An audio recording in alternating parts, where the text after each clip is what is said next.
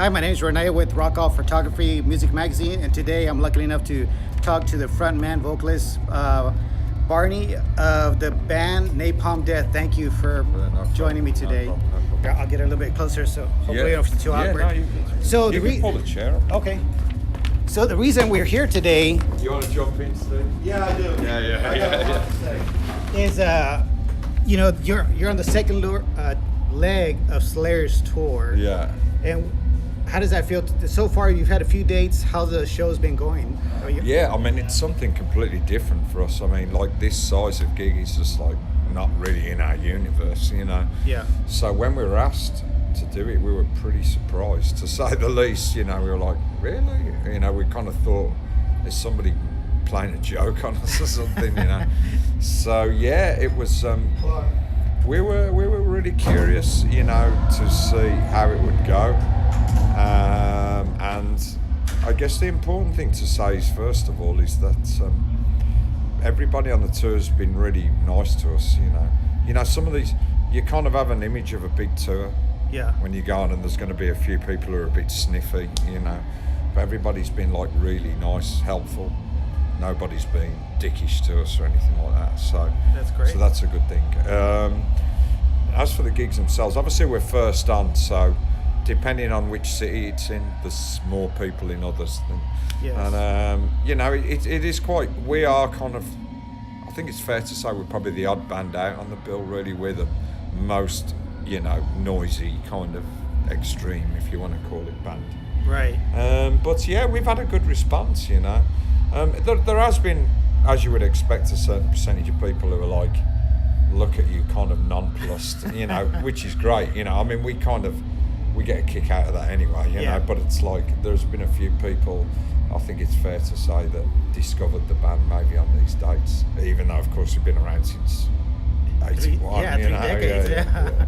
Yeah, which is strange, but I mean, and it's weird to kind of have y'all first, because the speed that y'all have in your music is just like, I mean, just kind of takes people aback, especially if they've never listened to you. Yeah. They don't know what to expect. It's kind of straight in at the deep end, I suppose, you know. Yeah, you're just like, I'm here. Yeah. But that's it, you know. I mean, honestly, we don't treat these gigs any differently. For us, you shouldn't do that as a band. You should not. If you're a band that plays like 100, 200 cap venues somewhere in, could be America, could be anywhere, then you should do the same for those people as you would in something like this, you know. Right. You have to, otherwise you're not presenting the band properly. You're being too selective, you know. Right. That's not right to me, you know. Yeah, and people will notice that because they can see you at a smaller venue and they're like, wow. And then they see you at a bigger venue, it's like, well, that was kind of different. It's like, what is the deal? So they kind of think that, you know, people will say, oh, well, they're fake or they're not that good or what happened. No. I mean, why would we? You know, what have we got to gain by being two, you know, two faces of one man? It's pointless, you know. So, you know, I certainly have no intention of selling the band short in that respect. Yeah, you know, so. Which is great. And talking about, you know, mentioned that y'all kind of started a genre in a sense, you know, we're kind of led it. Yeah, in a sense. I mean, the thing is that you got to remember this, is that like there was at that time, there were bands playing like mega fast, you know, back in as early as 81, 82, 83, you know. There were bands playing like that, not quite to the speed that Napalm went to in 86, but pretty close. So we weren't the first. I think what Napalm did was kind of solidified the influences from punk hardcore, where it came from metal as well, and melded it into this thing that was parts of both, you know, with some alternative stuff as well, because Napalm has always had one foot in the alternative scene, you know, the Sonic Youth, Killing Joke, you know, back Jesus and Mary Chain, you know, all that stuff is part of Napalm. So it was a different kind of thing, and then I guess with the grindcore thing, one day somebody picked up on it and ran with it. You know, Mickey made this comment that grindcore could be painfully slow or extremely fast. It's all good, man. It's all good, mate. You can, mate. Yeah. So yeah, like somebody picked up on that, and it just blossomed into this generally accepted term. Yeah. See, that's the thing. We never said, like, collectively, we are grindcore. You know, right. It was just somebody picked up on it and it blossomed. Yeah. From there, you know. So. Which is pretty amazing. It's just the ball went rolling and blossomed. To us, that we didn't really have a term for it. It was just fast hardcore mixed with fast metal or extreme metal. You know. Yeah. So. And y'all played one of the songs from your recent album, the B-sides, Uncommon Slurs. Yeah, has a collection of rare singles and B-sides of going back with that, and you had just released also Apex Predator. Was there a thought behind that? It's like, let's put out all this material that we've already recorded. Well, I mean, you know, the thing is that the thought of doing a compilation album is not an easy one, you know, because, you know, the last thing I want to do, last thing the band wants to do, is put stuff out that people have already got. Mm-hmm. That's a cash-in. You know, we're not about that. Napalm's never been about that, you know. So we thought that we weren't sure what was out there in terms of tracks, or at least we couldn't remember. Yeah. So helpfully, like the guy that does our webpage is an obsessive, you know, Napalm sort of listener, really. So he came up with all this stuff, and we were like, we've forgotten about all this stuff, even though it had been released. It was either small release or compilation album, or like when you put out a new album, it was tracks for the initial release, so the digipack or whatever, you know, or these days vinyl again, you know. So we found all this stuff, you know, that a lot of people wouldn't have had before. So we're like, great, perfect, you know. Yeah. Now, going back, you know, still talking about Apex Predator, it was well received. I mean, got rave reviews. Yeah.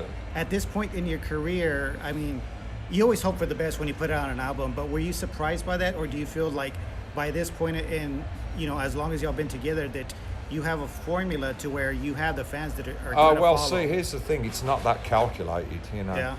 And going back to something you said earlier on, like the whole concept of it being a career, it was never a career for us, and that's why the band is still around today. Yeah. It's because, you know, at the risk of sounding slightly pretentious, we see it as art. We don't see it as like this job. We don't see it as a job. You know, we've always seen it as an art form, so that's what really matters. You know, so when you look at it like that, to me at least, it becomes a very spontaneous thing.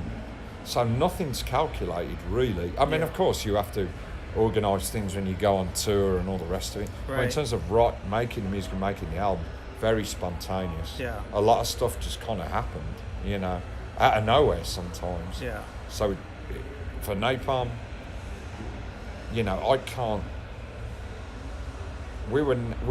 You know, no, I don't think anybody's like has the foresight to be able to formulate something like that. You know, it has to have a spontaneity to it. Which is great. Which is, you know, makes your music pretty much timeless, and it's great having that mindset that this isn't a career. Yeah. Because then you get like, oh my God, I have to go do this. Yeah, exactly. Then it becomes like, it can become almost like an obligation and a burden, as opposed to something that you want to be doing. You know. Right.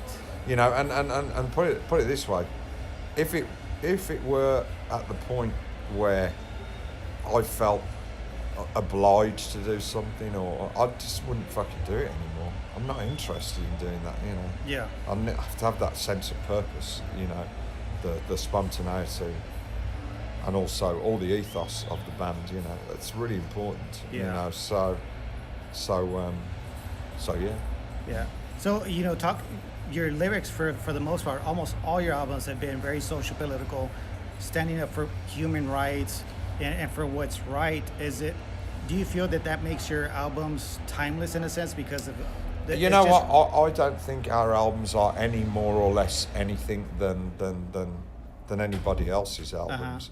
It's just we chose to do certain things with our albums, but we also understand that other bands will,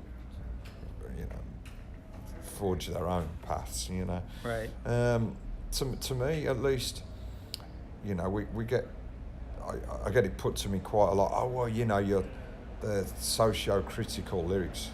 Well, yes, in some respects, and they are political subjectively, but what they are really underneath everything is humanitarian. That's what they are, in the truest sense of the word, because politics is nothing without people, and if people are suffering because of X, Y, Z, that's the most important thing. The politics on top of it aren't relevant until you help the situation with those people down there, Right. Excellent. You've mentioned when you were out on stage, 3 decades is quite a feat, to be at this point. Do you feel like that you accomplished everything that you thought that, Napalm Death would become? Or you know what? Here's the thing. I never predicted what Napalm would be. I didn't have any expectations. When I first joined the band, I thought, you know what? I actually had I was an engineer, before I joined Napalm Death. I was doing an apprenticeship, I was trainee, and when I joined the band, I just thought to myself, you know what? 2 or 3 years of this will be fantastic to tell my friends later on, and family or whatever. And then nearly 30 years later, here I am, but it's like, so I never predicted any of it. So in that respect, what the accomplishments are, I don't even really know, because all I know is that people still come out to see us, because without those people, you ain't nothing. Right. What you're going to do, you're going to play a gig in front of fucking an empty room. Well, no, you're not. Of course you're not. Right. So that's really is the accomplishment, if anything else. And also, that the ideas that we put out on the table, that people generally do listen, and they make of it what they will, So that is an achievement in itself. I never set out to accomplish X record sales. Never set out to accomplish, I don't know, whatever. Right. This award in a magazine was Right. never part of the agenda. So it seems like you've enjoyed being part of this. You have to. Yeah. You probably ask anybody in this room, and I think or in this building, and they would say if they didn't enjoy this, wouldn't fucking do it. Right. What's the point? Right. At that point, it becomes a job, like we were talking about. Yeah, it becomes a job. Yeah. So for you, being in the music business for this amount of time, what has been the most memorable experience for you? Well, there's been singular things really, such as being the first band to go to South Africa after apartheid. We went down there with the ANC, because at the time apartheid was just kind of finishing, the apartheid system, and we didn't want to go down there if we were playing places or with promoters that may have been connected to the apartheid system. Uh-huh. So we were really kind of concerned about that. But then somebody involved with the ANC, the African National, Nelson Mandela's people, somehow found out about it, and then came to us and said, look, we'll point you in the right direction. We know what you're about. We can sort this out. So we went down there, and it was great. So I'm pretty proud of that. That is an achievement. If anything. For sure. Various things. I mean, we've done lots of benefits. We've hopefully we've raised quite a bit of awareness about certain things that people wouldn't necessarily think about. Yeah. I think we've also put the thing out there that we've also broken a little bit of a myth that, to play extreme music, that you have to be really like spiteful and right, like so kind of macho a little bit, and that's not, you don't, you can. Which is surprising for nobody that hasn't heard about you.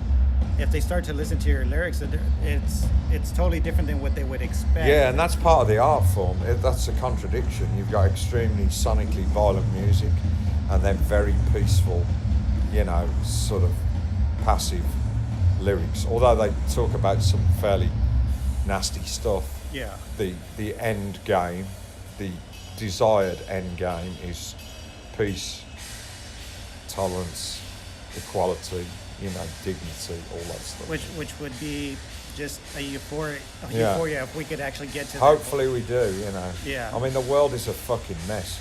But then the world's always been a fucking mess. Yes, it has been. When I know it's an obvious thing to say, but while you've got people like Trump in the positions that they're in, we're going backwards. The world was never. He's just one piece. He's one tiny piece of a very shitty jigsaw. Right. But he is part of the problem. So. Of a bigger problem. Yeah. Yeah. So we do our best to sail through that. Yeah. So, last words for the fans that will be listening to this, that'll be coming out to the shows, anything what they can expect. Well, and you know what, the answer's always the same. And I know it sounds a bit predictable and lazy, but it's not meant to. I mean, like, as we were talking about in the interview, thanks to people for their support, because without that, we wouldn't be here. I mean, especially for a band like Napalm Death, because purely on the sonics alone, it's so intense. Yes. It's you could argue that it's a band most likely for people to go, well, shit, I've had about enough of that now. I'll move on to something else. But people have consistently supported the band, so you can't ask for it anymore. Yeah, and then coming on a bill like this, like you mentioned, is like they've never heard you. Now they heard you, like, oh my gosh, and then you get new fans at that point too. Yeah. So how many we on this tour? Well, who knows? But you know what? It's great to play our own gigs. We play tons of them, but preaching to the converted all the time is probably not the most constructive thing. If you can sort of widen things out a little bit, then that's okay. Yeah. Excellent. Well, Barney, again, thank you very Yeah, much no for problem, taking man. some time out. Yeah, no problem at all. Thank you very much. How'd you like